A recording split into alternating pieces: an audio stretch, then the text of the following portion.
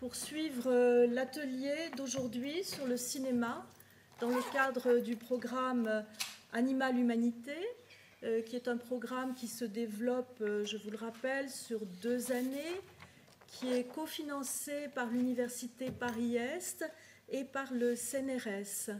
Ce programme nous permet d'organiser un certain nombre d'ateliers. Nous aurons également un colloque au mois de novembre. Nous réalisons une application numérique pour le musée Fragonard de l'école vétérinaire de Maisons-Alfort. Et puis, bien sûr, le programme permettra, dans les mois qui vont suivre, d'avoir un certain nombre de publications. Je vous rappelle également que l'intérêt, la particularité, l'originalité même de notre travail dans le cadre d'Animal Humanité, c'est que nous associons plusieurs disciplines. La littérature française, l'informatique, la biologie, et c'est un petit peu de ce point de vue-là un programme, je dirais, d'avant-garde parce que en littérature française, nous ne sommes pas beaucoup habitués à travailler avec des scientifiques, avec des biologistes. Donc c'est pour nous vraiment une expérience tout à fait intéressante. Le programme associe également une université, une école vétérinaire, donc Maisons-Alfort que j'évoquais tout à l'heure, et un musée de France, le musée Fragonard, qui est représenté aujourd'hui par tout simplement son directeur Christophe de Gers, donc présent parmi nous. Alors vous avez déjà eu l'occasion, enfin certains d'entre vous ont eu l'occasion de suivre les premiers ateliers du programme Animal Humanité, la séance sur la vivisection qui a eu lieu au mois de février, et puis plus récemment, la semaine dernière, mercredi dernier, la séance consacrée au XVIe siècle, à la monstruosité dans certains ouvrages conservés dans le fond de l'école vétérinaire donc de Maisons-Alfort, qui possède donc une bibliothèque très intéressante avec des livres anciens dont certains ont été évoqués et présentés au cours de l'atelier de mercredi dernier. Nous en sommes donc aujourd'hui à notre 3e atelier, un atelier centré sur le cinéma que nous avons intitulé de l'animal de laboratoire à l'animal sur l'écran de cinéma. Nous avons le plaisir d'accueillir aujourd'hui Alice Leroy, qui est spécialiste de cinéma et qui va donc nous présenter plusieurs films et faire une présentation aussi de ces films, nous projeter des extraits. Alice Leroy est une ancienne doctorante de l'Université Paris-Est qui a soutenu il y a quelques mois, à l'automne dernier, sa thèse donc, qui portait sur le corps à l'écran et qui était composée d'un certain nombre de parties dont la dernière était consacrée à l'hybridité et à l'animal au cinéma. Alice Leroy est par ailleurs actuellement en poste à l'ENS Lyon, donc où elle assure un certain nombre de cours. Et elle assure également des séminaires à l'EHESS. Alors, je vais lui laisser la parole pour une première partie de séance. Elle va donc nous faire une présentation de plusieurs films et elle va s'appuyer sur des extraits qui seront donc projetés. Puis, nous pourrons débattre de ce qu'elle nous aura appris et de ce que nous aurons vu. Nous ferons ensuite une pause. Et en deuxième partie, nous projetterons un film. Alice nous projettera un film qu'elle n'a pas encore choisi, parce qu'elle attend de voir un petit peu les réactions du public au moment du débat. Donc ce sera une surprise, mais la projection devrait durer à peu près 1 heure, 1 heure et demie, je crois. Voilà, oui, 1h15 à peu près. Et nous terminerons vers 18h. Donc je vous laisse la parole, Alice. Merci beaucoup. Donc peut-être juste un mot avant de démarrer pour excuser Philippe Alain Michaud qui devait se joindre à moi pour cette séance, d'où le fait qu'on avait prévu 4 heures pour présenter des films des collections du Centre Pompidou, dont il est conservateur des collections films au Musée national du Centre Pompidou, et il avait prévu de montrer un certain nombre de choses. Comme il est en plein montage de l'exposition sur la Beat Generation qui commence dans un peu moins de 2 semaines maintenant, il lui était impossible en fait de venir aujourd'hui. Et par ailleurs, on avait envisagé un moment que je vienne avec les films de Beaubourg. C'était un peu compliqué dans la mesure où je ne suis pas rattachée au musée de faire sortir les films de la collection. Donc voilà, je vous prie d'excuser son absence, et je vais tenter de pallier au mieux à son absence et à l'absence des films qu'on aurait pu visionner avec lui. Donc simplement, on a repensé un petit peu le programme de cet après-midi. Moi, j'ai prévu une intervention que je peux adapter en fonction de vos questions ou de votre fatigue éventuellement. Et puis ensuite, dans un deuxième temps, on regardera ensemble un film, et je me disais que en fonction des questions ou de la discussion qu'on aura après mon intervention, ça pouvait aussi guider le choix du film. J'en ai quelques-uns dont je vous parlerai. Voilà. Par ailleurs, en fait, donc moi je suis arrivée à cette question de l'animal au cinéma, qui est une question assez peu traitée en France, dans le champ des études cinématographiques, parce que, qu'il est un petit peu qu'il a été récemment par des gens comme Raymond Bellour, qui a écrit un livre qui s'appelle le corps du cinéma, hypnose, émotion, animalité, dont la 3e partie est consacrée non pas tant aux animaux de cinéma qu'à cette question de l'animalité, le corps animal étant un corps d'hypnose, un corps d'émotion, qui est ultimement pour Bellour le corps du spectateur, mais qui a été assez peu traité en général en France, en tout cas beaucoup moins que dans le monde anglo-saxon, où comme on appelle les animal studies ont investi complètement le champ des images, et notamment des images du cinéma. Et moi, j'y suis arrivée à cette question de l'animal à partir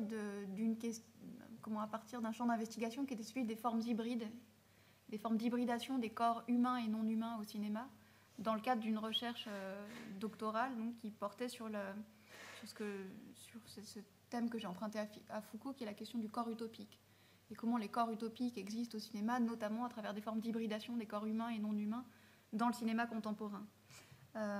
Mais du coup, tout ça peut se rattacher à mon propos aujourd'hui, parce que j'étais partie d'un constat, mais d'un constat de spectateur, en fait, de cinéphile, qui était que dans le cinéma contemporain, donc dans le cinéma qu'on voit aujourd'hui en salle, j'avais l'impression qu'il y avait une présence comme ça, récurrente, insistante, sinon même obsédante, d'animaux dans les films.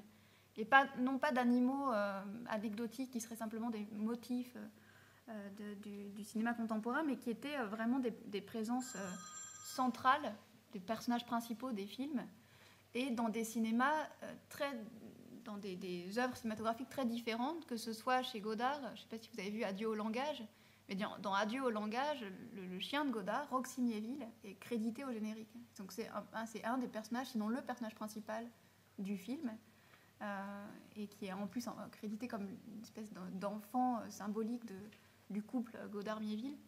Et donc Roxy Miéville, c'est le personnage principal d'Adieu au langage. De la même manière, il y a eu toute une série de préquels de La planète des singes qui sont sortis là récemment dans les années 2000. Et dans les préquels de La planète des singes, le personnage principal, c'est vraiment César. C'est le singe qui devient le personnage principal du film, alors que dans La planète des singes, 1968, les personnages principaux, c'est Charlton Heston, c'est évidemment les figures humaines.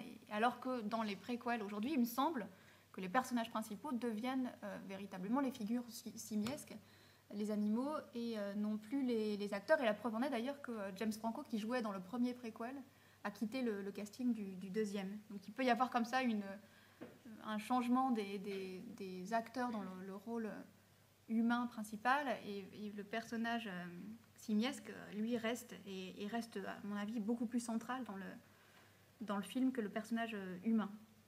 Donc il y a comme ça il y avait comme ça une espèce de présence un peu obsédante de l'animal dans le cinéma contemporain, dans des films très différents. Et d'ailleurs, je m'étais dit qu'aujourd'hui, je pourrais partir du dernier plan. Alors là, j'ai pas mis... En fait, si vous connaissez le film... le dernier plan du film, c'est un plan resserré sur le regard de Caesar, qui est donc le personnage principal de... Ça, c'est le deuxième opus des préquels. Donc, c'est La planète des singes, l'affrontement de Matt Reeves, qui est sorti en 2014, et qui a un plan resserré sur le regard de Caesar, donc ce singe qui a acquis des capacités cognitives complètement inédites pour son espèce. Et ce plan, en quelque sorte, il vient comme ça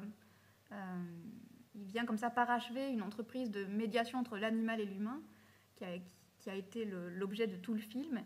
Et il est assez perturbant parce que ses yeux, pratiquement humains, d'ailleurs ils sont humains en fait, c'est les yeux de Andy Serkis qui joue le personnage du singe, qui est caché sous cette espèce de faciès simiesque.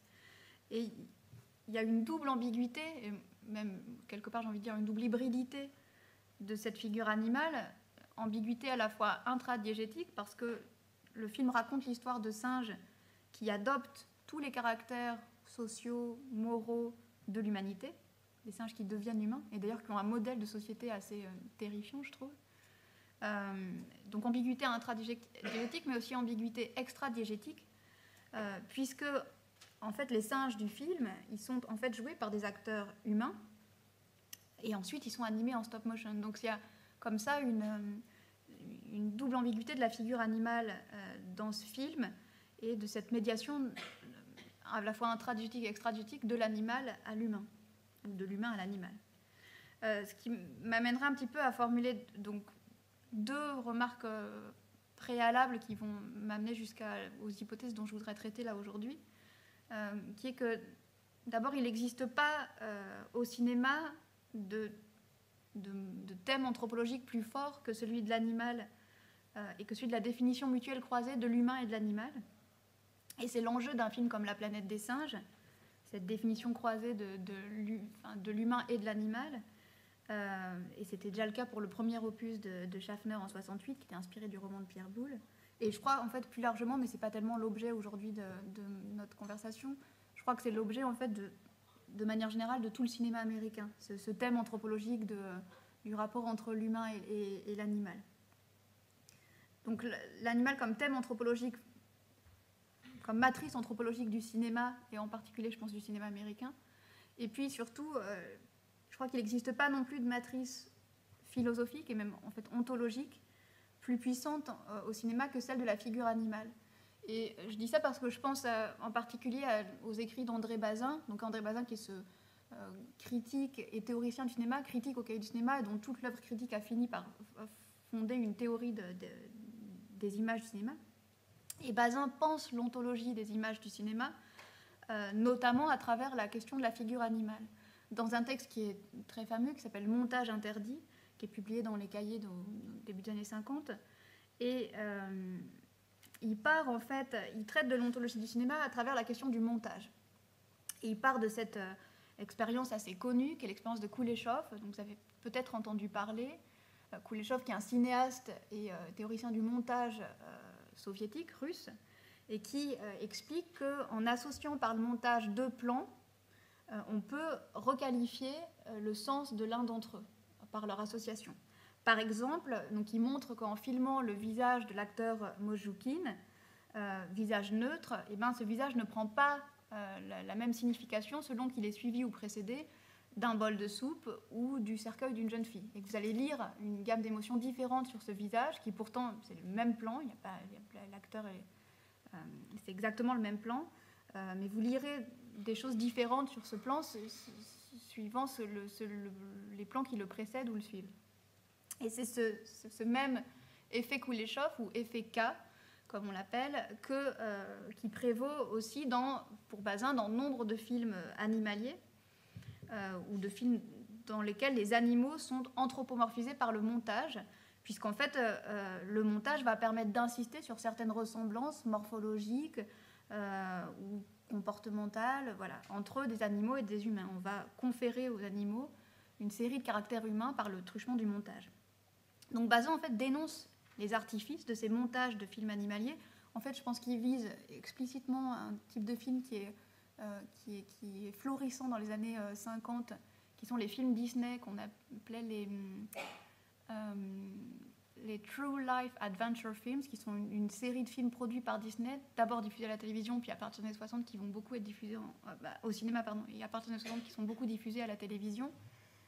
Et ces films Disney vont inventer des récits dans lesquels toute présence humaine pratiquement disparaît, et qui sont fondés sur des fables ou des formes de récits extrêmement anthropomorphisées. Et c'est par le truchement du montage, notamment, que ces figures animales se trouvent anthropomorphisées et qu'on prête aux animaux toutes sortes de qualités humaines. Et en fait, quelque part, reconnaît Bazin, ces effets de montage, ils sont nécessaires à la fable de ces films parce que, en fait, si les animaux étaient dressés à accomplir véritablement tout ce qu'on leur fait faire, et ben, c'est-à-dire dans la continuité du plan, en fait, dans le même plan, si véritablement ils parvenaient à exprimer les actions et les sentiments qu'on leur prête, eh bien, en fait, Bazin nous dit notre intérêt, il irait plus du tout à l'histoire, mais à la prouesse des animaux, à la manière dont ils arrivent à accomplir des choses qu'on leur a inculquées. Et en fait, pour Bazin, le montage confère une valeur de vraisemblance au récit, mais jamais à l'image, puisqu'au contraire, le montage met en doute le réalisme de l'image, parce qu'on n'est pas sûr que les choses se soient passées comme elles nous sont montrées. Et on peut toujours supputer que le montage, en fait, réagence la scène. Et donc, il propose la règle suivante. Donc là, je résume le texte de Bazin. Il propose que quand l'essentiel d'un événement, je le cite, quand l'essentiel d'un événement est dépendant d'une présence simultanée de 2 ou plusieurs facteurs de l'action, le montage est interdit. Donc, autrement dit, il faut conserver l'unité spatiale dès lors qu'il y a simultanéité des événements. Et particulièrement, et c'est l'exemple privilégié par Bazin, quand dans un plan interviennent un animal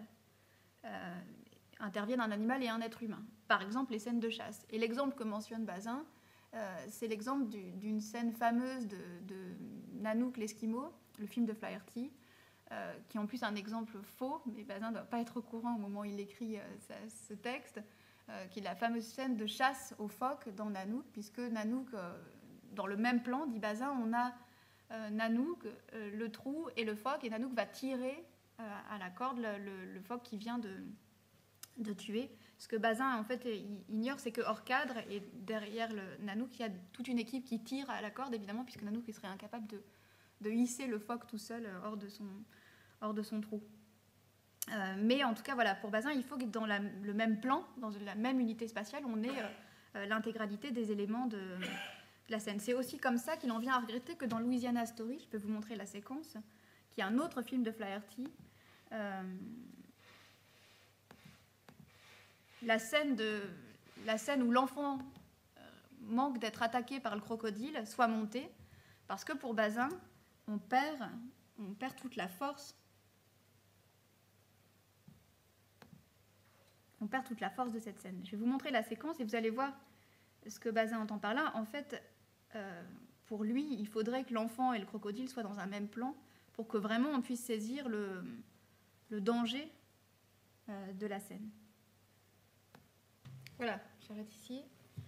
Et vous voyez, en fait, ce que Bazin reproche ici à Flaherty, c'est d'avoir monté toute la séquence pour créer un effet une montée en puissance un effet d'attente.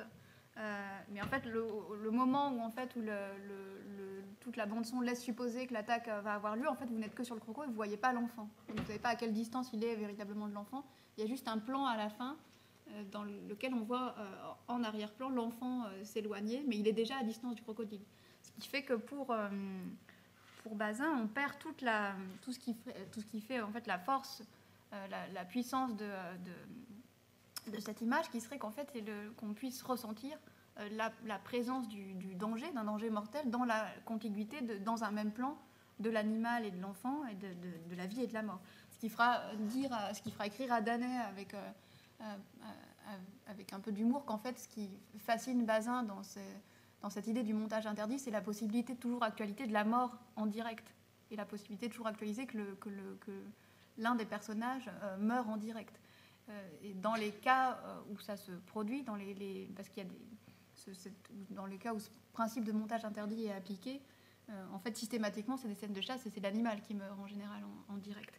Un contre-exemple à ça qui serait intéressant, j'y pense parce que le film était montré la semaine dernière, ou il y a 2 semaines, au musée de la chasse et de la nature, c'est La chasse au lion à l'arc, le film de Rouche. Et dans ce film, à un moment, Rouche filme une chasse au lion. Et puis à un moment, il s'est approché un peu trop près, il est un peu trop près des chasseurs. Et puis tout à coup, en fait, le lion blessé fait demi-tour et les charge. Et la Rouge court avec sa caméra. Il garde le plan au montage. Et évidemment, il n'est plus capable de cadrer puisqu'il court, en fait. Mais il y a toute la bande-son du film. Donc voilà, ça ce serait un bel exemple de montage interdit puisqu'il a gardé la séquence telle qu'elle au lieu de la découper et de la supprimer au montage. Voilà. Donc, bref, ce qui intéresse Bazin dans ces images, c'est ce qu'il appelle la mémoire objective des acteurs du drame, comme il l'écrit dans un autre article sur le cinéma d'exploration. C'est la contiguïté comme ça de la vie et de la mort. La manière dont sur ces images plane une espèce de fascination morbide qui est qu'en fait la caméra peut toujours capter l'instant de la mort. Alors on peut se souvenir que Bazin, quand il formule cette hypothèse d'une présence animale qui serait comme ça garante du réalisme de la séquence, aussi parce que les animaux sont des êtres qui par définition échappent constamment à la mise en scène, et quel que soit le dressage dont ils font l'objet, il regarde quand même en grande partie, presque toujours, des scènes de chasse dans les films de Flaherty. Et l'animal y est presque toujours la proie à la fois de l'opérateur, du filmeur et du chasseur, et donc par suite du spectateur. Et en tout cas, il n'est jamais le sujet d'un regard, l'animal, dans ces films. Et d'une certaine manière, on pourrait dire que l'opérateur de cinéma, c'est presque un chasseur d'images. Il s'est un petit peu substitué au chasseur, au safariman, dans la documentation de la vie animale. D'ailleurs, historiquement, c'est à peu près le cas, puisque les gentlemen sportmen qui partaient filmer des chasses en Afrique au début du XXe siècle, et bien en fait, très vite, ils se sont équipés de caméras. Et avec toute la montée en puissance d'une conscience écologique de protection de la nature, etc., ils ont cessé de ramener des spécimens empaillés pour les muséums d'histoire naturelle ou des spécimens vivants pour les zoos.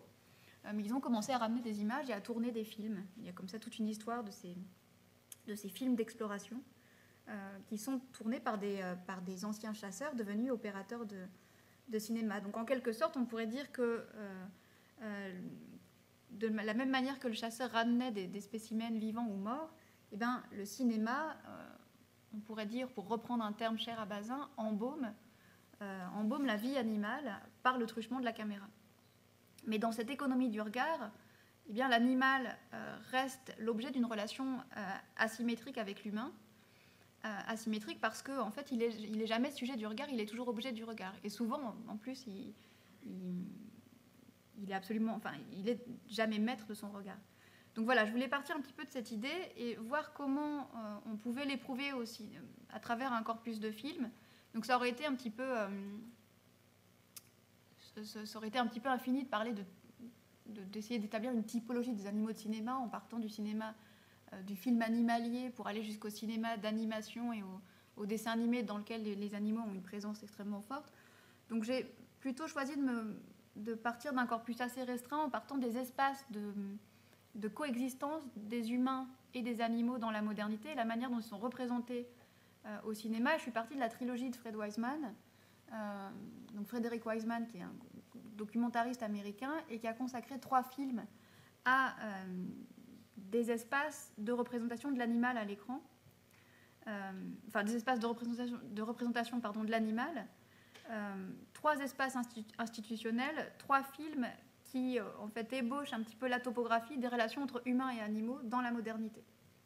Alors, par ordre chronologique, le premier c'est Primate, donc Primate, qui est un film de 1974 qui est tourné dans un centre de primatologie, le centre de primatologie de Yerkes, donc le grand centre de primatologie à l'université d'Emory.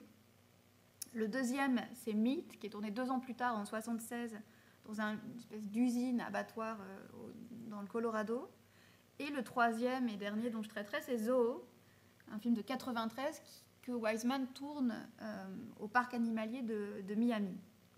Alors, je ne vais pas les prendre dans cet ordre-là, je vais plutôt commencer par les abattoirs, et puis je terminerai par Primate sur le laboratoire. Mais donc j'ai choisi ces 3 films parce qu'ils s'attachent à 3 institutions qui sont inaugurées entre le début du 19e et le début du 20e siècle, et qui ont aussi pour point commun d'appartenir à l'éthos moderne industriel de l'Occident.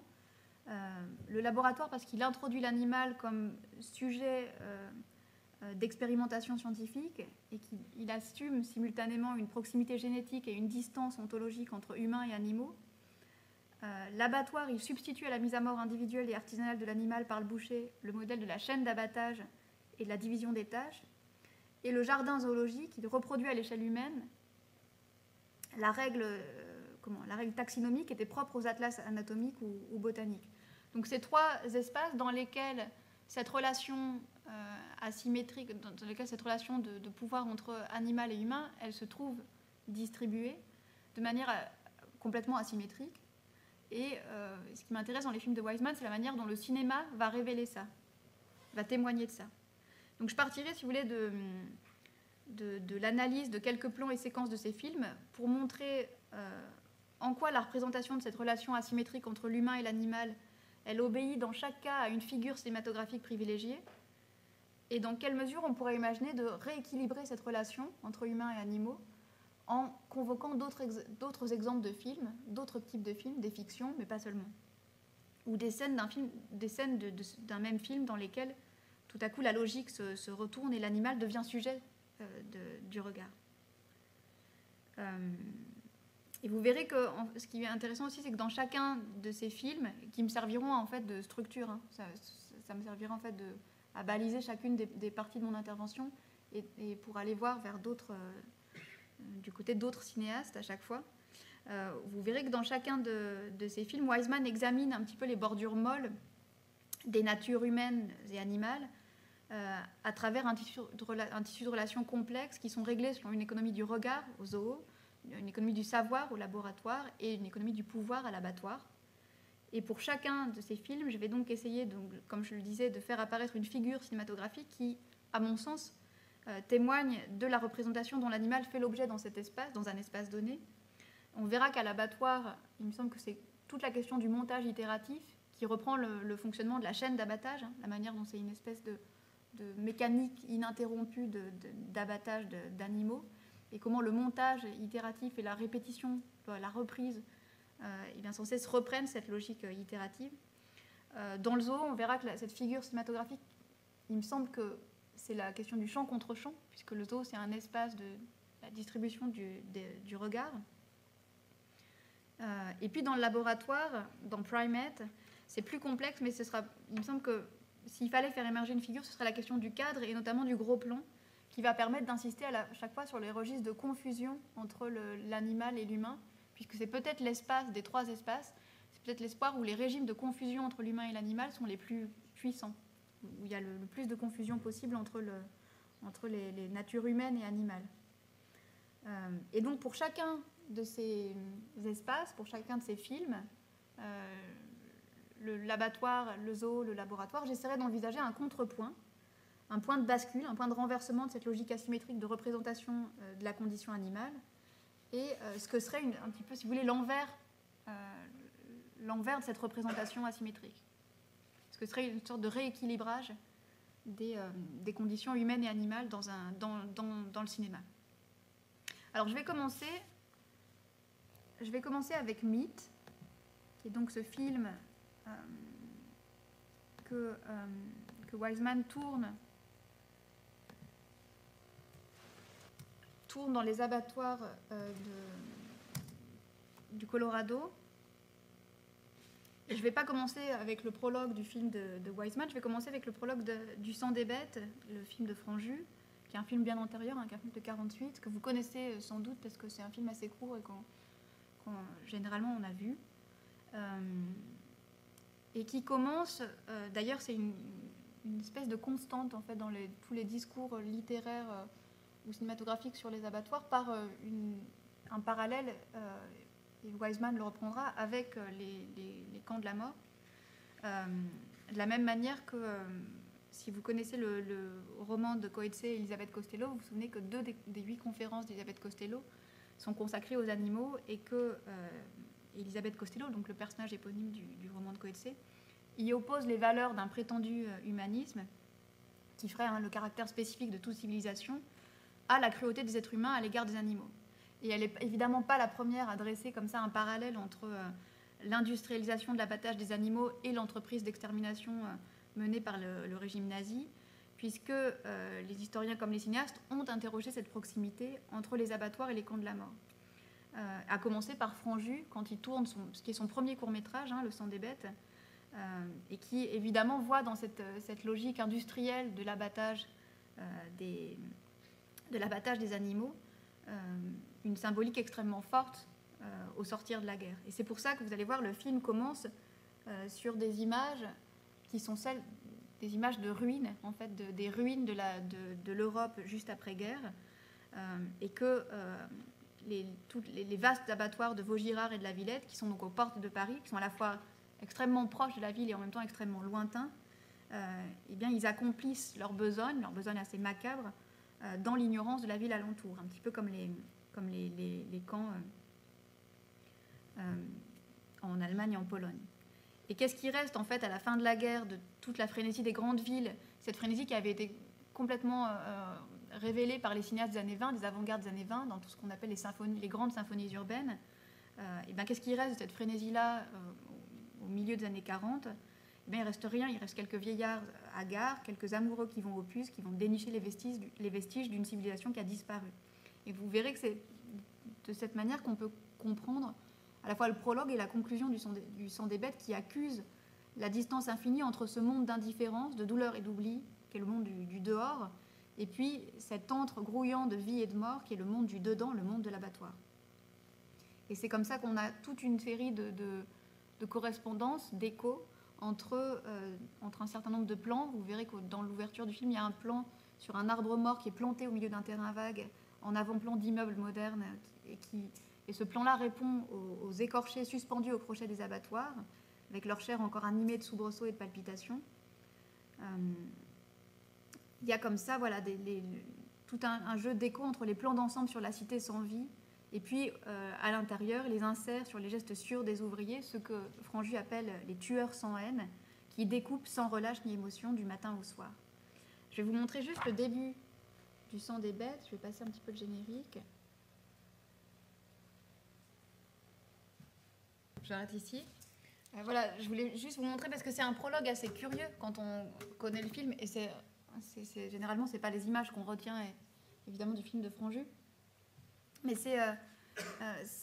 le film insiste complètement dans sa construction sur la distribution de ces deux espaces antagonistes, le dedans, le dehors, les ruines de l'après-guerre, et puis cette espèce d'antre infernal dans lequel s'effectue cette espèce de besogne macabre des tueurs sans haine, comme ils les appellent, et qu'il ne s'agit pas seulement de dévoiler le secret dans lequel s'effectue depuis le début du XIXe siècle l'abattage des bêtes, qui était l'activité autrefois réservée aux bouchers, mais du coup qui était faite dans la rue, au vu et au su de tous, et qui est désormais recluse dans des lieux à la périphérie des villes.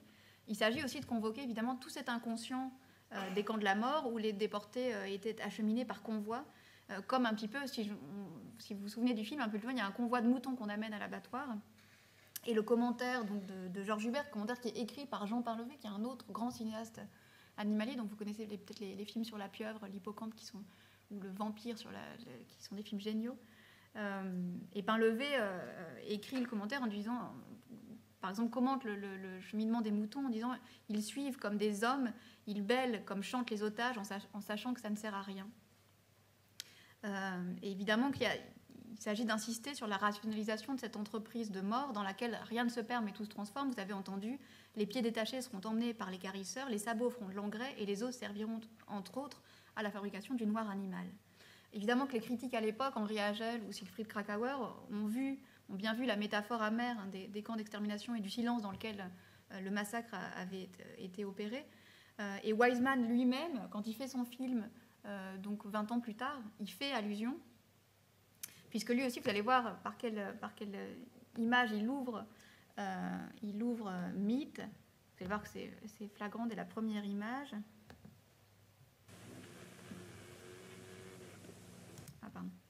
on a raté le plan titre. Voilà, vous voyez que là aussi la référence elle est assez évidente, et je vais juste vous montrer en fait, donc, au-delà du titre du film et de l'emblème d'une croix gammée qui est ébauchée sous la lettre T, là aussi la séquence d'ouverture qui oppose là encore deux mondes, deux traditions, le monde d'avant, l'Amérique des cow-boys, et puis cette espèce d'Amérique industrielle qui est née dans les années 60 et qui est devenue, qui a complètement bouleversé le mode de vie américain à partir des années 60, et qui là en fait l'objet d'une critique de Wiseman. Je vais arrêter ici. J'aurais pu vous montrer ensuite l'entrée dans cette usine, dans cette usine abattoir, donc toutes les allées et venues des camions sont régulées par deux jeunes femmes qui sont comme ça devant des écrans de contrôle où sans cesse défilent les cours de vente, etc.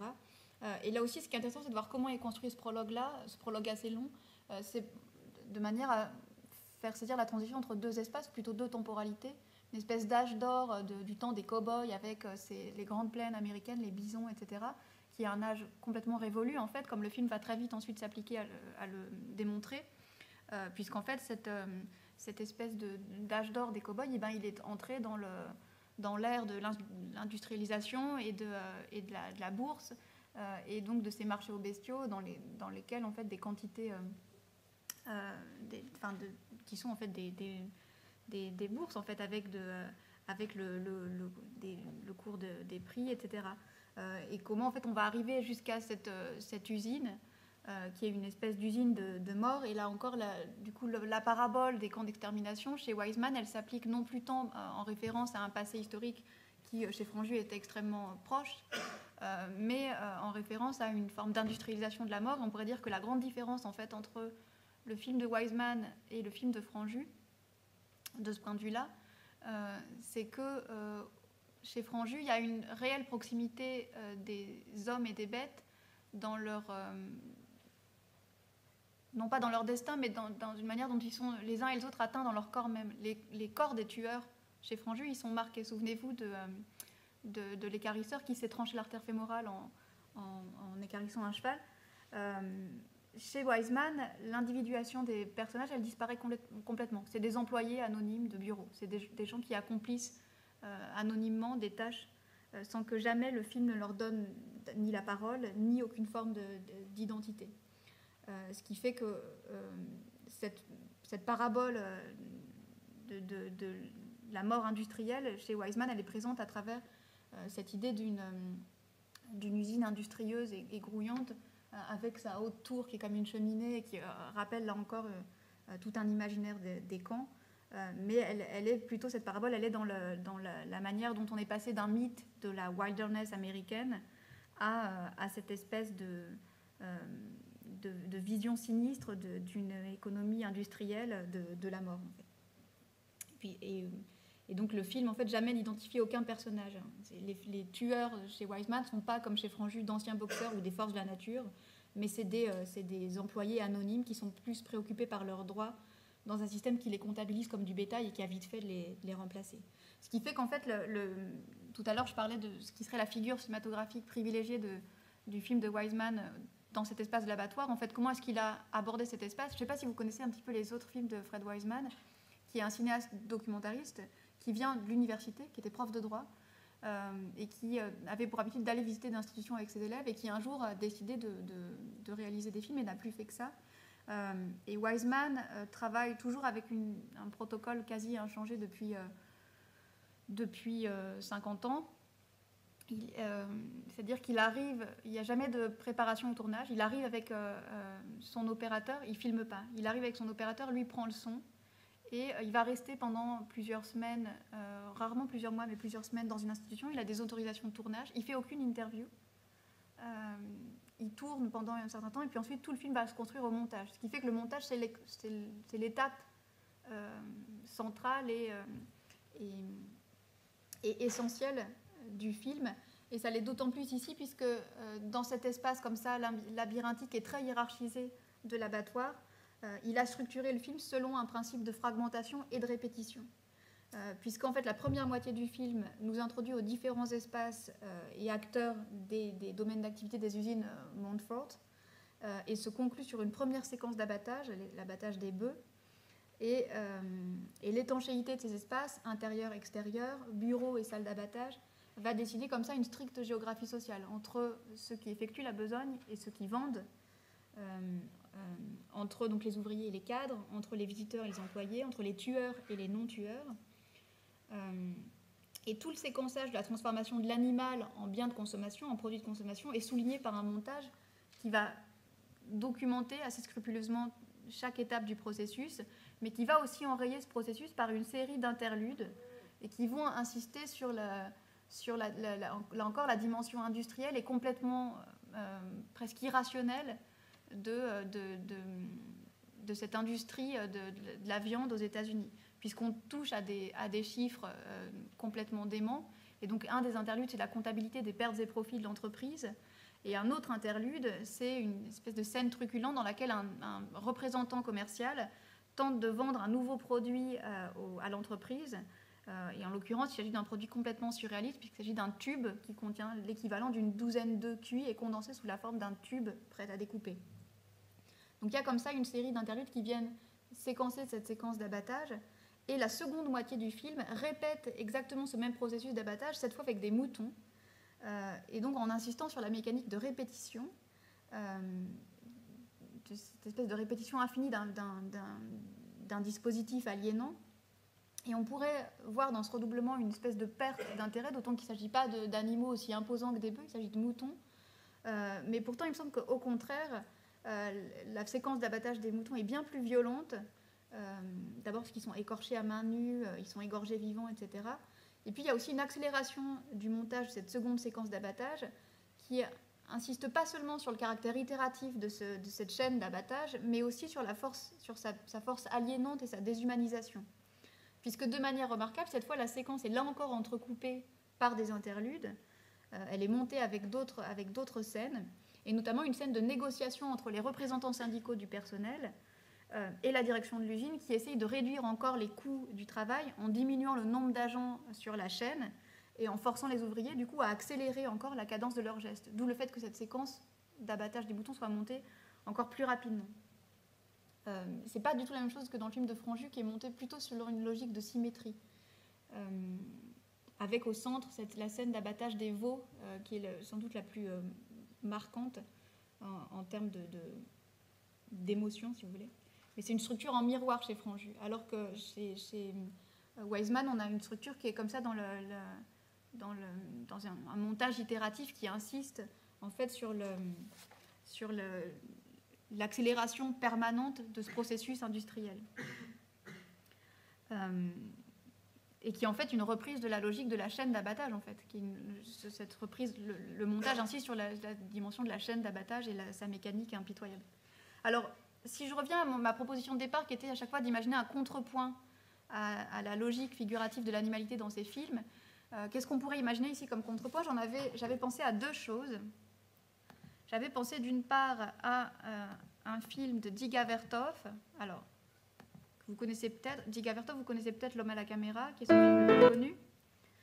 Mais Dziga Vertov, qui a commencé à faire des films donc dans les années 20, c'est l'un des cinéastes, c'est la même génération qu'Eisenstein, c'est l'un des cinéastes qui est né avec la Révolution d'Octobre, qui est devenu cinéaste avec la Révolution d'Octobre et qui a inventé donc le Kino Pravda, le cinéma vérité, qui était une espèce d'actualité du cinéma soviétique, les actualités du cinéma soviétique, et qui avait toute une théorie du cinéma, et notamment qu'il élabore dans un film qui s'appelle le ciné-œil, le kinoglas. Et je voulais vous montrer une séquence dans laquelle il veut inciter en fait les jeunes soviétiques, les jeunes pionniers soviétiques, c'est les enfants en fait, qui sont en fait l'avant-garde de la révolution en marche, à bien saisir tous les rouages de l'économie soviétique et de la manière dont chacun doit et peut y participer. Et donc dans son film, il y a toute une séquence sur l'abattage des bœufs, et comme il veut que les spectateurs ne soient pas emportés par cette espèce de magie du cinéma en fait, qui est encore complètement fascinante pour bon nombre de populations en URSS dans les années 20, eh bien, il monte la séquence à l'envers. En fait, c'est une inversion pelliculaire, il montre tout le processus de transformation de l'animal jusqu'à l'étal de marché où il est vendu en morceaux. Il le montre en inversion pour montrer en fait au spectateur comment, en fait, pour remonter avec le spectateur la chaîne économique de la transformation de l'animal. Je vais arrêter sur le jeune pionnier Latichov, mais vous voyez, en fait, chez Vertov, ce qui est intéressant, c'est que bon, s'il y a un objectif qui est très sérieux, qui est celui d'une vertu pédagogique du cinéma, qui doit apprendre aux citoyens soviétiques comment, en fait, d'où vient le steak qui est dans son assiette et comment est-ce qu'il peut contribuer utilement à aider l'économie soviétique en achetant à la coopérative. Il y a aussi, malgré tout, dans cette séquence, il y a une magie du cinéma qui va rhabiller la bête de sa peau, qui va ressusciter le bœuf, qui va le ramener jusqu'au champ où il était tranquillement en train de paître. Donc il y a comme ça une espèce de magie du cinéma sur laquelle insiste toute cette séquence en inversion pelliculaire et qui confère comme ça une sorte de retournement, d'inversion du cours du temps et qui est propre à une sorte de magie du cinéma. Et donc ça m'amène à un autre exemple que je voulais proposer en contrepoint des images qu'on avait vues des abattoirs, qui est un film complètement différent, même s'il s'agit donc là encore d'un film de Franju qui n'a plus rien à voir avec les abattoirs, mais il y a vraiment une ligne de force animale dans tout le cinéma de Franju. Tous les films de Franju sont hantés par des animaux, jusqu'aux yeux de son visage où il y a la colombe, les chiens, etc.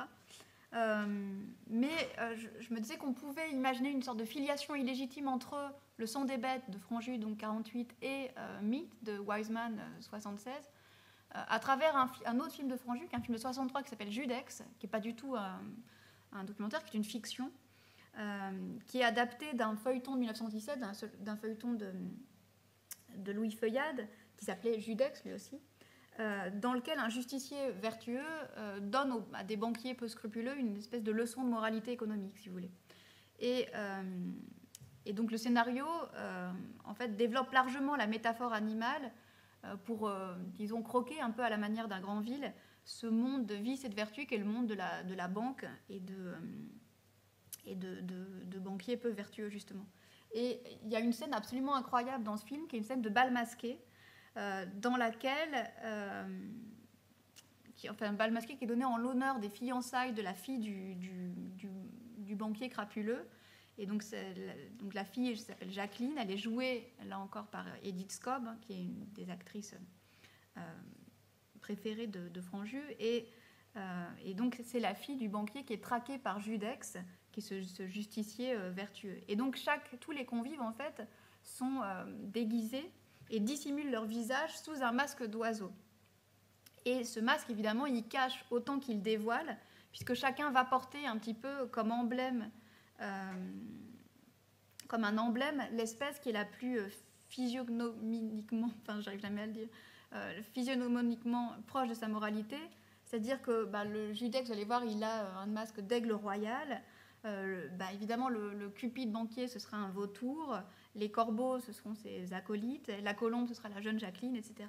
Et ces chimères qui sont apportées par la version de Franju, qui n'étaient pas dans la version de Feuillade, elles ne donnent pas seulement à la scène une tonalité surréaliste, elles vont surtout l'ancrer dans une métaphore très virulente et critique de l'inhumanité des rapports économiques. Et alors, ce qui est intéressant, c'est que Judex, dans cette scène, est incarné par un prestidigitateur qui est un prestidigitateur connu à l'époque, américain, qui s'appelle Channing Pollock, et qui est, vous allez voir, révélé de pied en cap par la caméra au début de la scène. Il se saisit, il est sur le balcon à l'extérieur, et il se saisit d'une petite colombe blanche qui est inanimée sur le parapet de la terrasse. Il va entrer dans la salle de bal, il va avancer lentement au milieu des convives, l'oiseau au creux de sa main, et puis parvenu sur l'estrade, il va opérer une série de tours de magie, et il va ressusciter la colombe.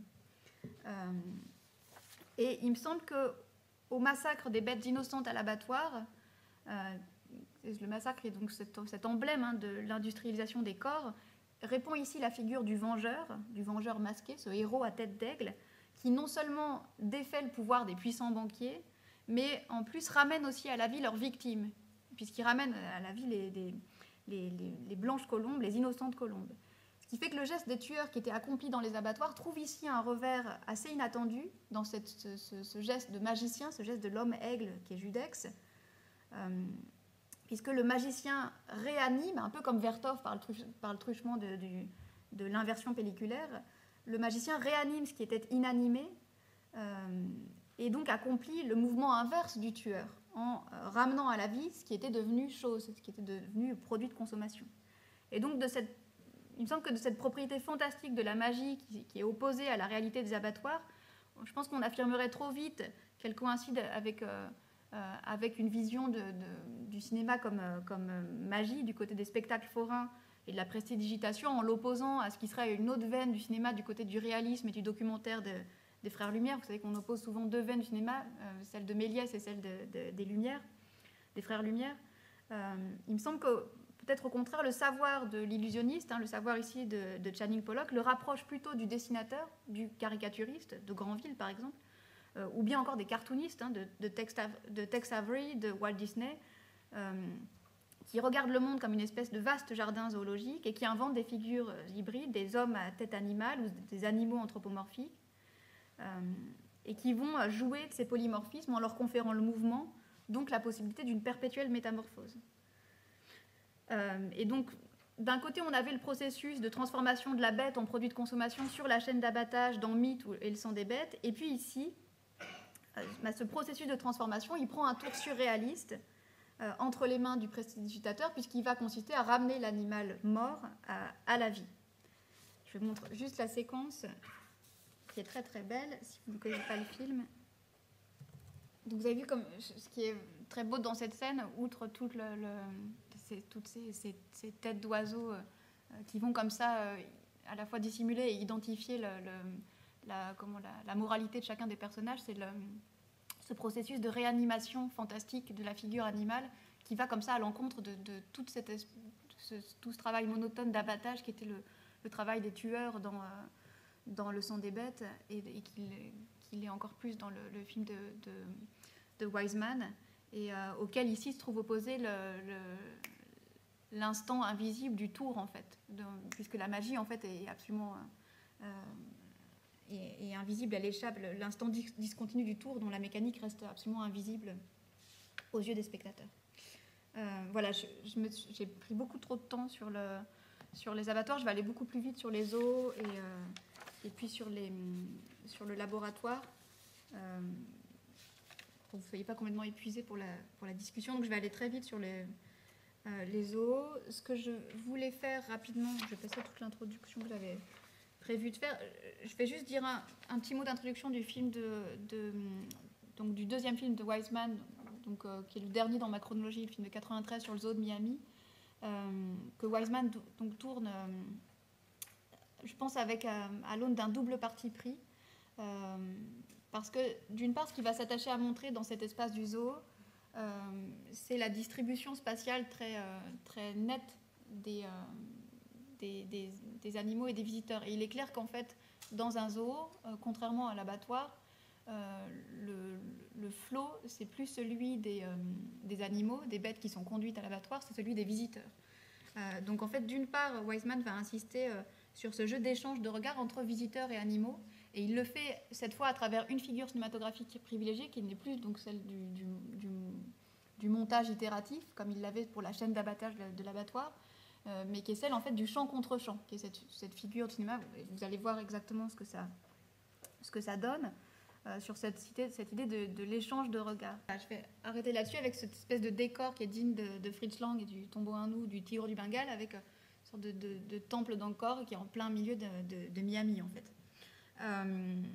Voilà, je voulais vous montrer en fait ce début parce que ça pose là encore une mécanique qui est le choix de Wiseman en fait au montage d'insister sur cette figure du champ contre champ et de montrer en fait comment au zoo les caméras sont partout. Alors évidemment qu'il insiste en mettant plus de plans avec des visiteurs équipés de caméras, mais parce que ce qui l'intéresse c'est de montrer cette espèce de mécanique du regard et de montrer que absolument tous les visiteurs sont équipés de caméras.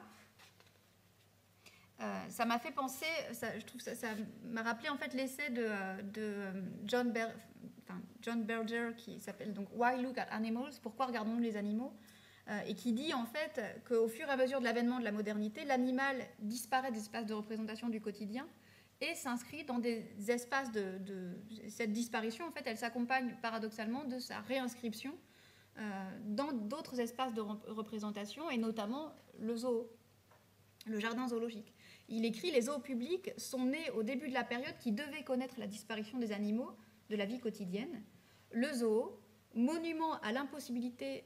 le zoo, où les gens vont à la rencontre des animaux pour les observer, pour les regarder, n'est en fait qu'un monument à l'impossibilité d'une telle rencontre. » Et c'est exactement, à mon sens, ce que montre le film de Wiseman, c'est-à-dire qu'on va au zoo pour retrouver, en tout cas pour voir des animaux, pour rencontrer un animal, et qu'en fait c'est le lieu où ne peut pas avoir lieu une telle rencontre, puisque le zoo en fait n'offre aucune solution à la disparition de certaines espèces animales. Au contraire, il en est la manifestation la plus probante.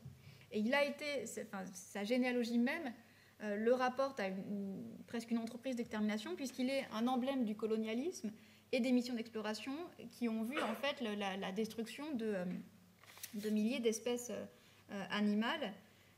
Et finalement, le zoo, qu'est-ce que c'est ? C'est la reconstitution factice, fictionnelle, artificielle, d'une espèce de fiction de nature, quoi. Et c'est intéressant qu'il y ait comme ça une surabondance d'appareils photographiques et de caméras dans le zoo de Miami quand Wiseman le filme, à la fin du XXe siècle, parce que en fait, ces visiteurs équipés de leurs caméras et de leurs appareils photo, ils sont un petit peu comme les premiers opérateurs qui ont photographié et filmé la faune sauvage dans son milieu naturel. En tout cas, ils en sont un petit peu les héritiers, puisque le geste de ces caméramens et photographes amateurs du zoo de Miami, il prend presque valeur de commémoration.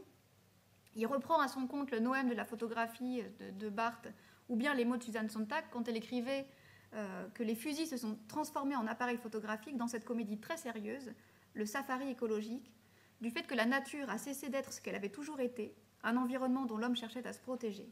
C'est la nature, désormais domptée, menacée et mortelle, qui a besoin d'être protégée. On tire quand on a peur, mais quand on est d'humeur nostalgique, on prend des photos. Donc finalement, en fait, l'appareil photo ou la caméra prennent le relais du fusil de chasse et dans un rapport à la nature qui est un rapport complètement nostalgique, une sorte de rapport dans lequel l'appareil de prise de vue s'est substitué au fusil.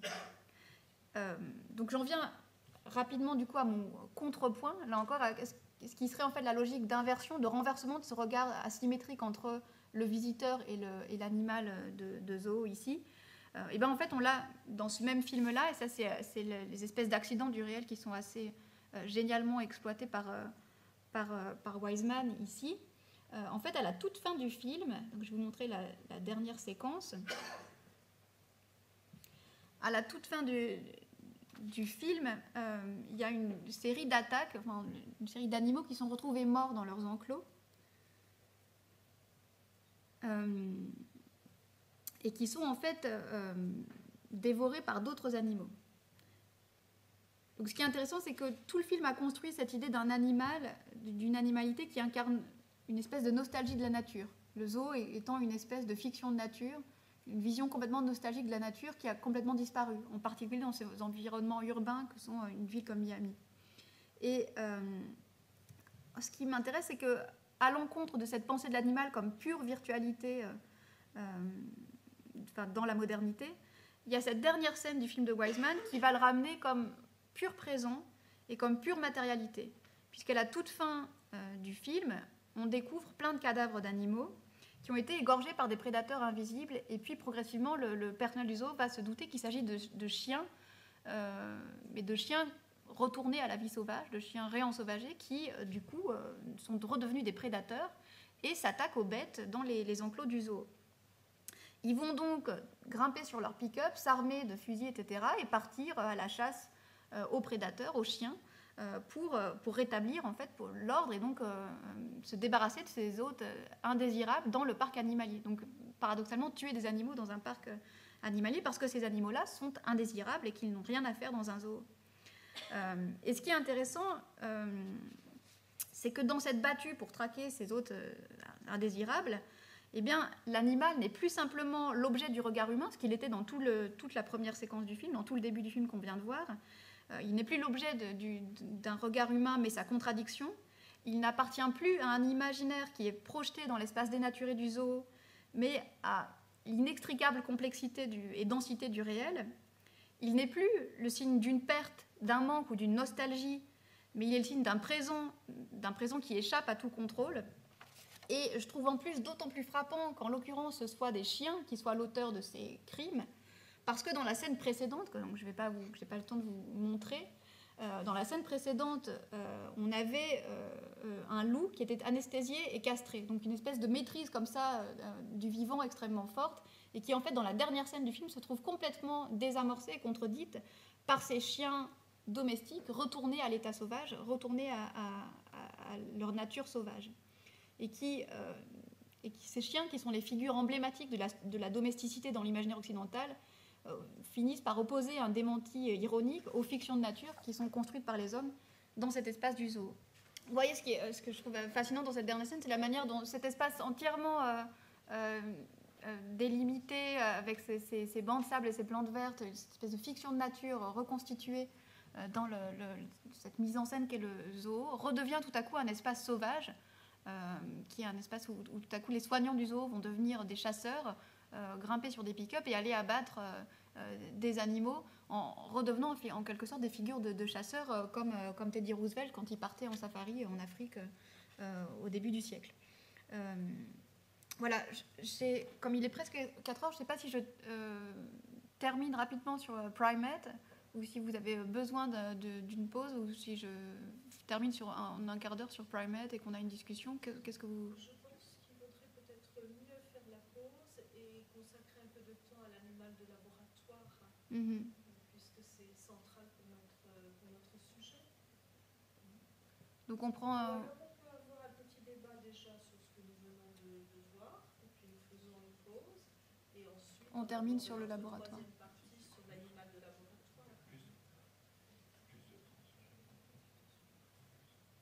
Alors donc, questions peut-être sur les 2 premières parties? Oui.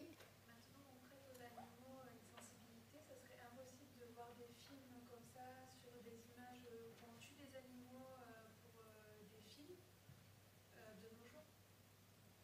De voir des films où on tue des animaux comme ça? C'est ça, où on sacrifie des vies. C'est de plus en plus compliqué. Puis, non. En fait, ça dépend. Ça dépend si on parle de fiction ou de documentaire et dans quel cadre on s'inscrit. Par exemple, le film de Franjus, si vous avez vu récemment tous les films qui ont été tournés dans les abattoirs, c'est-à-dire soit des films d'auteur, il y a des films très beaux. Je pense l'année dernière, il y a un film qui est sorti qui s'appelait Dans ma tête un rond-point, qui est un film sur un abattoir à Alger qui est très très beau. Donc il y a encore beaucoup de films qui sont faits sur les abattoirs. Et puis quand on voit les images qui sont tournées clandestinement dans les abattoirs pour dénoncer les conditions de mise à mort des animaux,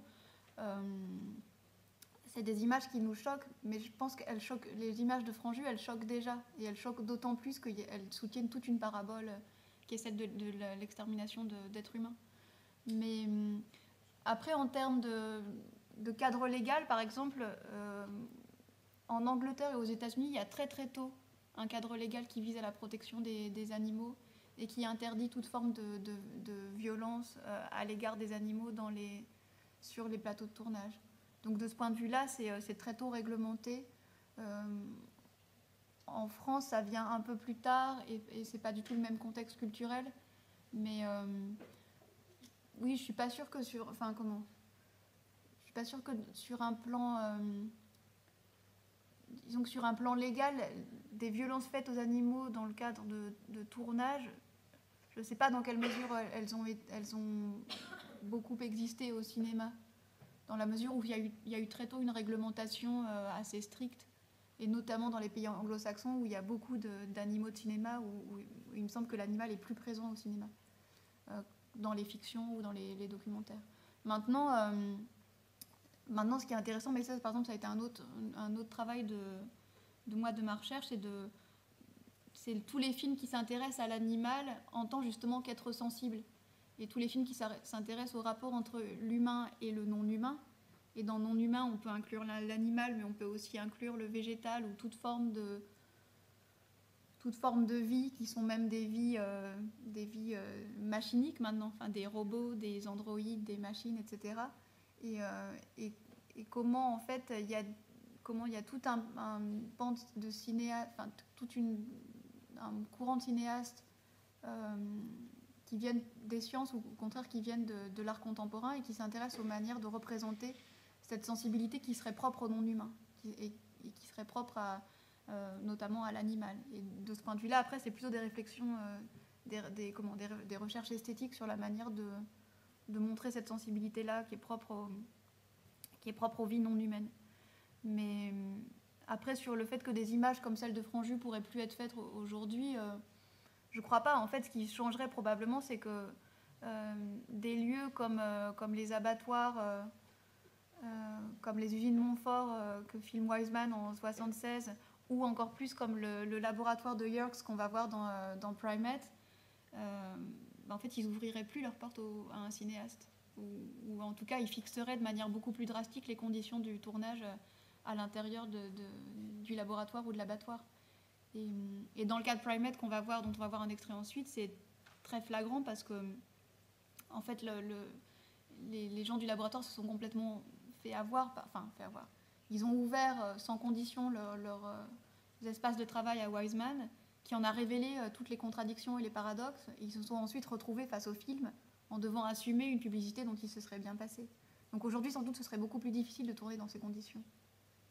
Mais l'accueil du public de ces films, il serait plus le même qu'à l'époque, vous pensez? Parce que maintenant, on est beaucoup plus sensibilisé aux animaux quand on voit que voilà, on a du mal à supporter de voir les scènes dans les abattoirs ou même si ça se passe normalement la mort d'un animal. Alors qu'à l'époque, ça pouvait peut-être paraître plus acceptable ou plus dans les mœurs, alors que maintenant on parle de plus en plus du végétalisme. Oui, je ne sais pas s'il y a une augmentation de la sensibilité, ça j'avoue que je ne suis pas qualifiée pour répondre, mais je ne sais pas s'il y a une augmentation de la sensibilité à la souffrance animale. Peut-être par rapport pour le public français entre 48 et aujourd'hui, peut-être, et encore j'ai aucun moyen de l'affirmer. Pour le public américain des années 70 et aujourd'hui, je ne crois pas, parce que les années 70 c'est le grand boom de toute à peu près toutes les familles américaines achètent des animaux de compagnie, etc. Il y a une espèce de passion animale pour la domesticité animale, etc., qui se développe dans toute la société américaine. Donc il y a une sensibilité très très forte en fait à l'animal. Et ce qui fait que quand les Américains découvrent à la télé des films comme Primate, ils s'émeuvent complètement du sort qui est fait aux animaux de laboratoire. Alors nous allons enchaîner justement sur les animaux de laboratoire parce que la conférence est filmée. Ah. Elle est filmée jusqu'à la pause. Pardon. Donc il vaut mieux enchaîner avec la troisième partie. D'accord. Bon. Donc on continue le... Et nous aurons donc un débat ensuite. Alors je vais introduire en fait rapidement le Primate, donc qui est le troisième film qui me sert un petit peu de troisième jalon dans mon parcours là, qui est un film de 1974, donc qui chronologiquement est le premier que Wiseman tourne sur les animaux et qui tourne dans un lieu qui est très très fameux dans qui est un centre de primatologie, le centre de primatologie qui a été fondé par Robert Yerkes à l'université de Yale, où Wiseman va tourner en 1974. Et ce qui m'intéresse particulièrement dans ce film-là, c'est qu'il est tourné donc dans ce centre de primatologie, qui est celui qui est aussi étudié par la philosophe des sciences Donna Haraway, dont vous avez peut-être déjà entendu le nom, dans un livre qui s'appelle Primate Visions. Et dans Primate Visions, Donna Haraway raconte en fait l'histoire de ce laboratoire de primatologie fondé par Robert Yerkes. Et elle explique comment en fait les pratiques des scientifiques dans le laboratoire, les cultures savantes sont traversées d'imaginaires, de représentations de l'animalité et qui obéissent à des récits en fait, à tout un imaginaire. Et elle montre comment la primatologie forme une espèce de matrice idéale des grands récits humanistes.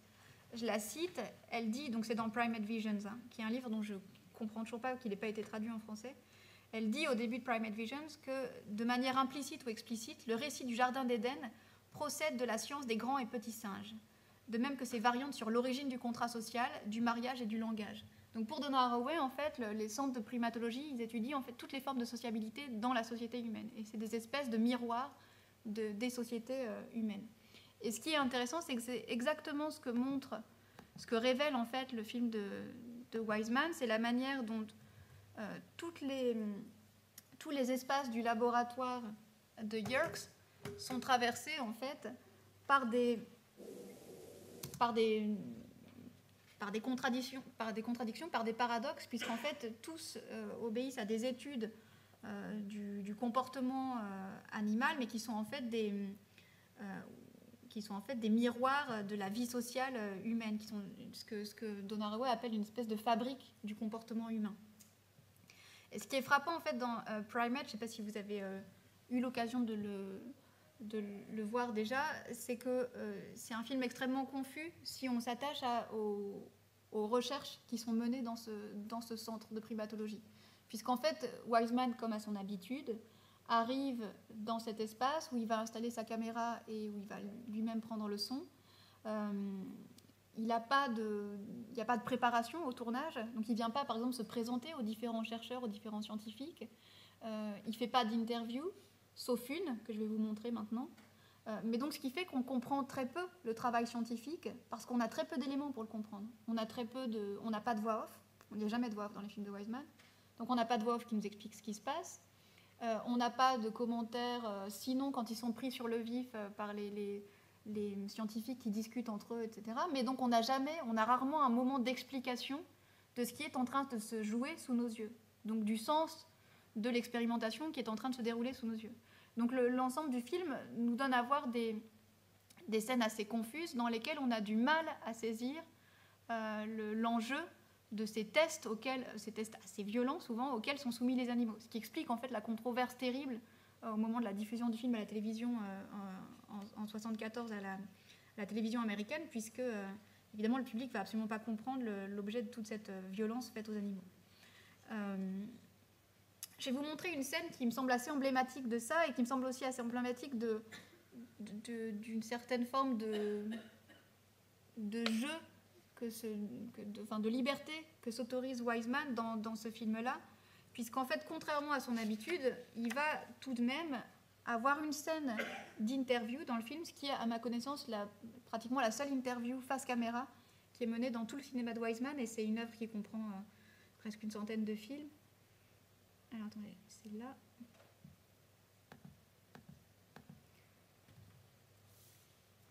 Alors, vous allez voir que c'est l'une des rares scènes à offrir une explication aux expérimentations qui sont menées sur les singes du Yerkes Primate Research Center et qui fait usage donc de ce procédé qu'on ne trouve jamais dans les films de Wiseman, qui est l'entretien filmé. Et cet entretien filmé avec un scientifique, il est monté en alternance avec l'expérience elle-même, qui est une série de tests électromyographiques auxquels on soumet une petite femelle orang-outan et donc une large surface de son dos, vous allez voir, a été rasée et vous allez voir que ça lui donne une apparence humaine assez saisissante, et des sondes ont été placées dans ses muscles pour mesurer leur contraction. Et le singe est comme ça emmené jusqu'à une espèce de petit habitacle où il doit effectuer un certain nombre de gestes moteurs pour mesurer justement les contractions des muscles. Donc il est revêtu d'un petit pullover rouge et emmené jusque dans cet habitacle. Et puis on va essayer de l'amener à effectuer un certain nombre de gestes. Et visiblement l'orang-outan n'est pas du tout coopératif. Vous allez voir que c'est l'homme en blouse blanche qui est censé être l'observateur de l'expérience, qui va finir par lui-même essayer de montrer à l'orang-outan comment utiliser le trapèze et les différents éléments à sa disposition.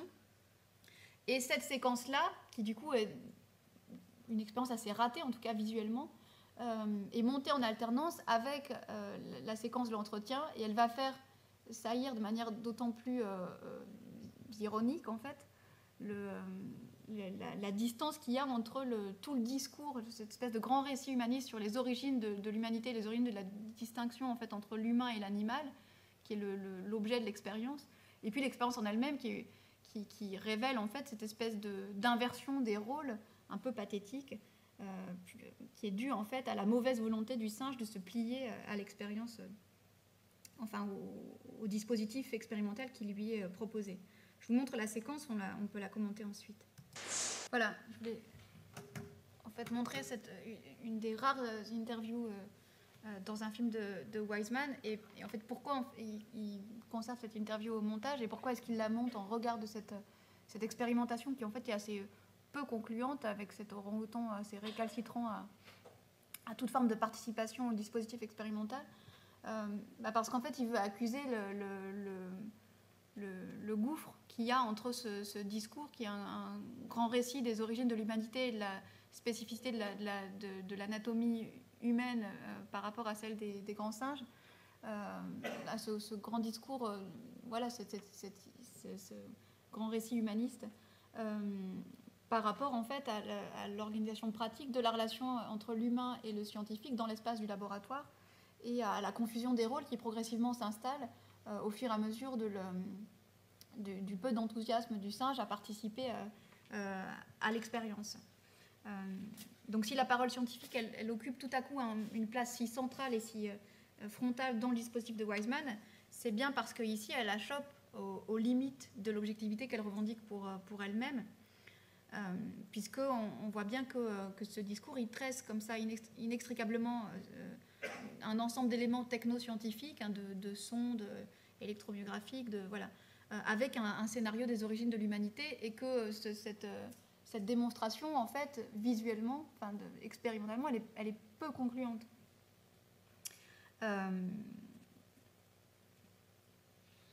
Voilà, j'essaie d'avancer un petit peu parce que je ne voudrais pas qu'on perde trop de temps. Mais ce qui est intéressant, alors, j'aurais pu vous montrer encore la séquence suivante, c'est la manière dont le film organise sans cesse la confrontation des discours scientifiques avec une réalité qui est celle de l'organisation, de la structuration du travail scientifique dans l'espace du laboratoire. Et cette structuration, elle est à la fois sociale, sexuelle et raciale. Par exemple, Wiseman va très vite s'attacher à montrer, et par des recadrages, des mouvements de caméra, des inserts, qu'il y a une distribution des rôles très précise dans l'espace du laboratoire. Par exemple, que tous les scientifiques sont des hommes blancs, que toutes leurs aides, etc., sont souvent des femmes, et notamment quand il s'agit de manipuler des singes jeunes, des bébés singes. Il y a une nurserie dans laquelle il y a uniquement des femmes qui s'occupent des animaux, et que tous les soignants et le personnel d'entretien du laboratoire est composé uniquement d'hommes noirs. Donc il y a comme ça une distribution très très stricte des rôles et des tâches à l'intérieur du laboratoire, et sur laquelle le film insiste. Jusqu'à ici, vous avez vu dans la séquence le recadrage à un moment sur le soignant qui se tient d'un côté de la pièce et qui tient l'orang-outan, tandis que le scientifique essaye de l'atteler à la tâche.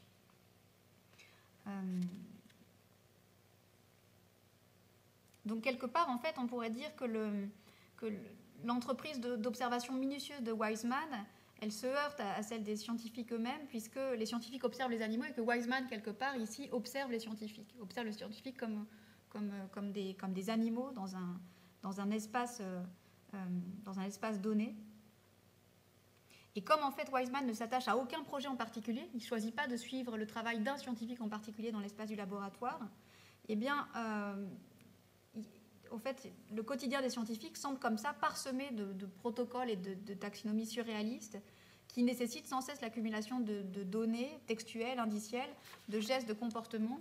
Et on pourrait, comme ça, à loisir, pointer les dérives anthropomorphiques de tous ces jeux de langage scientifique dans leur cohabitation pratique avec les animaux. Dans cette scène qui suit, dont je vous parlais, on a l'un des chefs du laboratoire qui vient observer une scène d'accouplement entre un mâle et une femelle gorille, qui est censé noter scrupuleusement une jeune assistante. Et évidemment, la conversation, le dialogue entre le chef, le scientifique et son assistante face à ce hors-champ qu'on verra donc à aucun moment, face à ce hors-champ de l'accouplement du gorille mâle et de la femelle, prend une dimension complètement ironique en fait dans le film de Wiseman, et que tout ça renvoie en fait là encore à une espèce de modèle social avec tout cette distribution des rôles et de pouvoir entre l'homme et la femme, et entre l'homme blanc et l'homme noir, etc. Voilà, et j'avais prévu aussi, mais j'avais pensé aussi montrer le début du film, les premières images du film en fait sont marquées par une double série de portraits de grands savants occidentaux d'une part. On reconnaît Darwin, aussi Robert Yerkes, qui est le fondateur du centre, le naturaliste allemand Ernst Haeckel, les psychologues et neurophysiologistes Pavlov, Bechterew, Thorndike, Watson. Et puis ensuite suit toute une série de plans sur des animaux en cage, des gorilles, des orang-outans, qui sont blottis comme ça au fond de leurs cellules, et qui vont inscrire donc ces plans dans une forme de vie carcérale, en insistant beaucoup sur les bruits métalliques des grilles et des verrous qu'on ferme et qui composent tout l'arrière-plan sonore de cette séquence d'ouverture. Et ici, on voit bien que la figure emblématique de l'asymétrie du regard entre l'humain et l'animal, c'est le gros plan dont je vous parlais tout à l'heure dans cette séquence, puisque l'équivalence quantitative des gros plans humains et simiesques dans ce film, je ne crois pas qu'elle ait pour ambition de rééquilibrer le poids ontologique des uns et des autres, comme une espèce d'improbable protestation muette que Wiseman lirait dans les regards animaux. Je ne crois pas que Wiseman avait quoi que ce soit à faire avec la cause animale à l'époque, pas plus qu'il n'a à le faire aujourd'hui, ni dans son film sur l'abattoir, ni dans ce film-ci. Et ce n'est pas du tout un grand défenseur de la cause animale. Je n'allais pas dire au contraire, mais je pense que ce n'est absolument pas son objet. Mais je pense que pour lui, l'enjeu, c'est d'insister sur tous ces mécanismes implicites du laboratoire qui déterminent à travers les animaux des modèles de comportement qui sont applicables à des catégories sociales, ethniques ou sexuelles. Et en fait, je trouve que ça renvoie exactement à ce que dit Haraway du laboratoire de Yerkes dans son livre Primate Vision. Elle dit « Cela demande peu d'imagination de substituer les mots enfant, esclave, patient ou femme à celui de chimpanzé dans un modèle familial rationalisé pour comprendre comment la structure du laboratoire de primatologie est en réalité dédiée à la fabrication de l'humain. » Ce qui fait que pour Haraway, le laboratoire tel que Robert Yerkes l'entend et le décrit dans son livre de 1943 qui s'appelle Chimpanzees, a Laboratory Colony, eh bien le laboratoire, c'est pas l'espace idéalement neutre de l'expérimentation scientifique, c'est une fabrique sociale. C'est ce qu'Haraway appelle une usine pilote au service de la fabrication de l'humain. Et c'est une usine dans laquelle humain et non humain se trouvent infailliblement marqués par une forme d'ambiguïté structurelle, puisque toute relation sociale est prise dans ce faisceau de signification entre objet et image, esclave et maître, enfant et homme, modèle et réalité, donc, qui structure toute la relation scientifique des singes et des êtres humains. Et c'est exactement ce que le film de Wiseman va révéler dans la pratique des gestes scientifiques, dans le quotidien des scientifiques, dans leur pratique expérimentale avec les animaux. Alors, rapidement, juste pour terminer, qu'est-ce que ce serait cette fois le contrepoint à ces images-là, ces images du laboratoire? Alors, j'en avais imaginé plusieurs, donc j'en garde un peut-être si on projette le film ensuite, mais il me semblait que le plus évident et celui qui m'est tout de suite venu à l'esprit, parce que le film est complètement inspiré d'une histoire vraie et d'une histoire de singes de laboratoire, c'est La planète des singes, c'est le premier préquel de La planète des singes, et notamment dans cette scène où César, le fameux chimpanzé devenu intelligent, enfin ayant développé des capacités cognitives hors du commun pour son espèce, parce que né et élevé dans un laboratoire, va clamer face à ses oppresseurs humains son droit à disposer de lui-même. Voilà, j'arrête ici. Vous voyez comment le premier mot de César, c'est un acte politique, quoi. C'est une déclaration de son identité à la face de ses oppresseurs, et donc à la face de ses oppresseurs humains. Et je mentionne cette scène-là. Enfin, moi, j'ai pensé à ça quand j'ai cherché ce que serait un contrepoint à l'asymétrie du regard entre humains et animaux dans l'espace du laboratoire, parce que je pense que tout le préquel de Rupert Wyatt à La planète des singes, en fait, donc je ne sais plus quel est le titre de celui-là, donc c'est La planète des singes, le commencement, je crois, qui en fait, donc un préquel, c'est donc ce qui vient avant le film original, donc le film de Schaffner en 68, et ce qui serait en fait les origines de la domination de la Terre par les singes. Et donc l'origine, ce serait une manipulation génétique qui aurait mal tourné, qui aurait débordé l'espace du laboratoire dans le cadre d'une étude sur Alzheimer, et les singes auraient comme ça développé des capacités cognitives qui les auraient amenés à prendre le pouvoir et à devenir l'espèce dominante sur Terre.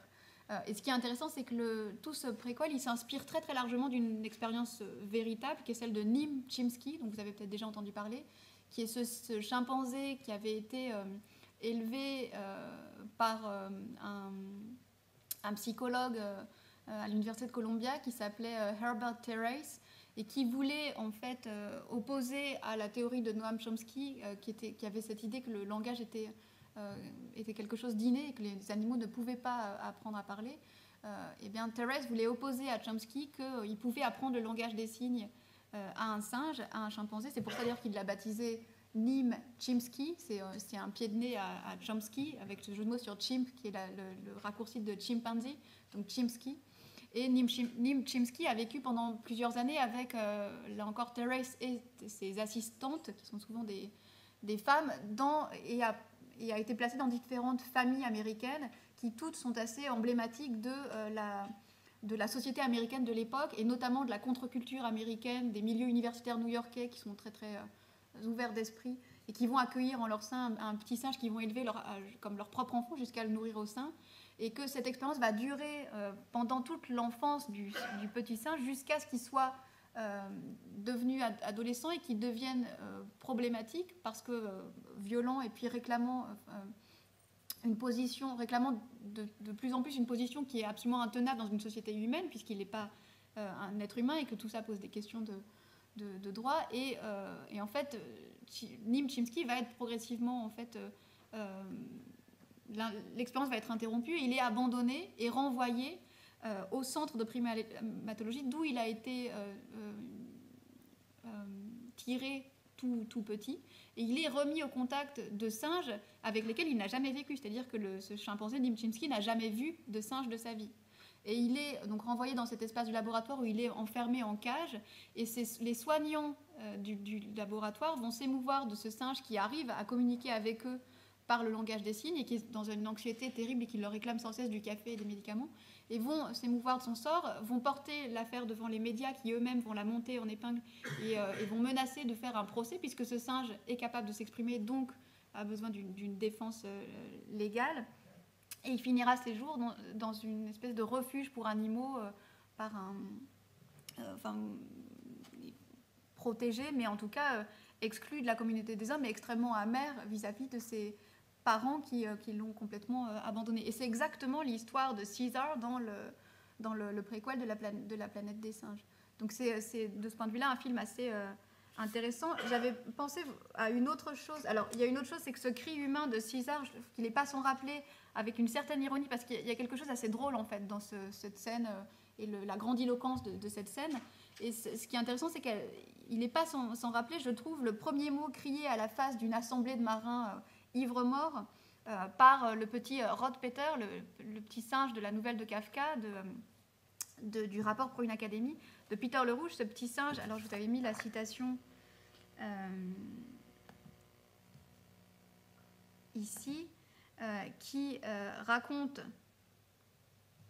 comment s'est fait son entrée dans la communauté des hommes un soir de beuverie sur le bateau qu'il ramène en Europe, puisqu'il a été capturé en Afrique. Et il explique comment entrer dans la communauté des hommes, en fait, c'est être capable de tomber dans leurs bêtises et leurs beuveries. Il raconte: un soir où l'on ne m'observait pas, je saisis une bouteille de schnapps oubliée par inadvertance devant ma cage, la débouchai selon tous les principes aux yeux de la société, dont l'attention s'éveilla.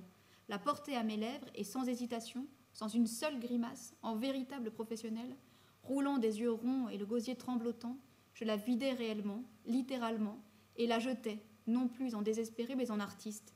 J'oubliais bien de me caresser le ventre, mais en revanche, parce que la chose s'imposait, parce que c'était un besoin, parce que mes sens étaient ivres, bref, pour une raison ou une autre, je poussai un halo humain, entrai d'un bond par cette exclamation dans la communauté des hommes, et l'écho qu'elle me renvoya, écoutez, il parle, se répandit comme un baiser sur mon corps ruisselant de sueur. Et je trouve qu'il y a là encore un certain écho entre cette scène de la nouvelle de Kafka et puis la prise de parole de César dans le film de Rupert Wyatt. Je vais peut-être m'arrêter là. J'avais pensé à un autre contrepoint qu'on pourra peut-être voir en matière comme forme de conclusion, qui est le travail d'une artiste américaine qui s'appelle Rachel Myery, et qui travaille, elle, avec des scientifiques dans des centres de primatologie ou des zoos, à faire des films qui seraient des études du comportement animal et de la manière dont le comportement humain peut se calquer sur le comportement animal. Elle a notamment travaillé avec des films d'une primatologue américaine qui travaille sur le comportement des babouins, et qui étudie notamment les rituels de séduction des babouins. Et Myery, en fait, a proposé, en réponse au travail je crois que c'est Deborah Foster, la primatologue, de construire une scène fictionnelle dans un bar à Los Angeles qui montrerait le rituel de séduction d'êtres humains fondé sur celui des babouins. Je peux le mettre comme ça en discutant en même temps. Je crois que c'est sans son. Ah non, pardon, il y a du son. Et vous allez voir, c'est assez drôle parce qu'en fait, les deux images, les deux plans se répondent en permanence. Et qu'en plus, dans la partie donc, humaine, elle renvoie à toute une esthétique qui est celle du film noir, avec ces personnages archétypaux, voilà. La femme fatale. Et voilà, par exemple, c'était un autre contrepoint que j'avais imaginé dans ce qui serait non plus une fabrique de l'humain qui prendrait des modèles animaux pour les plier à ce qui serait un imaginaire de la société humaine, mais qui au contraire imaginerait une fabrique animale non pas une fabrique en fait, mais qui imaginerait les comportements humains calqués sur les comportements animaux. Voilà, je m'arrête ici et puis on peut donc commencer la discussion.